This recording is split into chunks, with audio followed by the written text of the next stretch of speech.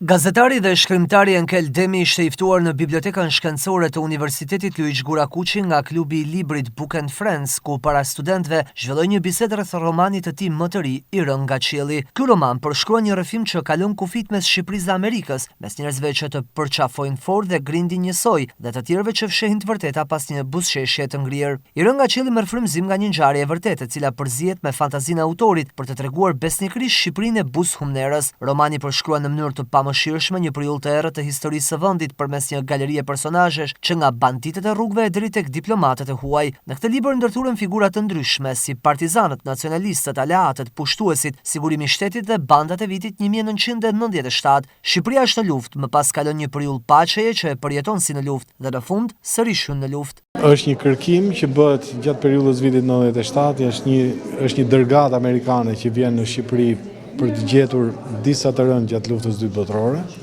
por që dhe ata përfshihen në këtë hullinë e vitit 97 që është një kaos pa rregulla, një luftë ku askush nuk e di kush është armiku dhe askush nuk e kupton pse të gjithë luftojnë kundër të gjithëve. Pra në një farë mënyre është një Shqipëri e marrë që ka nevojë të kujtohet në mënyrë që mos ta përsërisim më.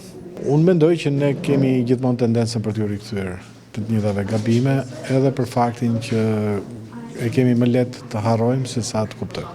I rënë nga qielli rikthen në ditët e sotme Tom Cookën, megjithatë shkrimtari ka një preferencë të theksuar për të brellur në të fshetat e korave të vjetra, për të komunikuar me të vdekurit dhe për t'u zhytur në legjenda. Ky libër mbështetet në historinë e vërtetë të Romeo Zegalit. Megjithatë, romani është një krim i autorit dhe çdo ngjashmëri mes personazheve dhe individëve të vërtetë është krejtësisht e rastësishme. Ky është romani i gjashtë I Enkel Demit, që shkruan në pseudonimin Tom Kuka. Ai ka fituar çmimin romani më I mirë I vitit nga Ministria e Kulturës në 2018 për romanin Gurët e vetmis, po ashtu romani Tiflama u nderua me çmimin evropian të letërsisë në 2021. Romanet e Enkel Demit janë botuar në Itali, Gjermani, Serbi dhe Bullgari.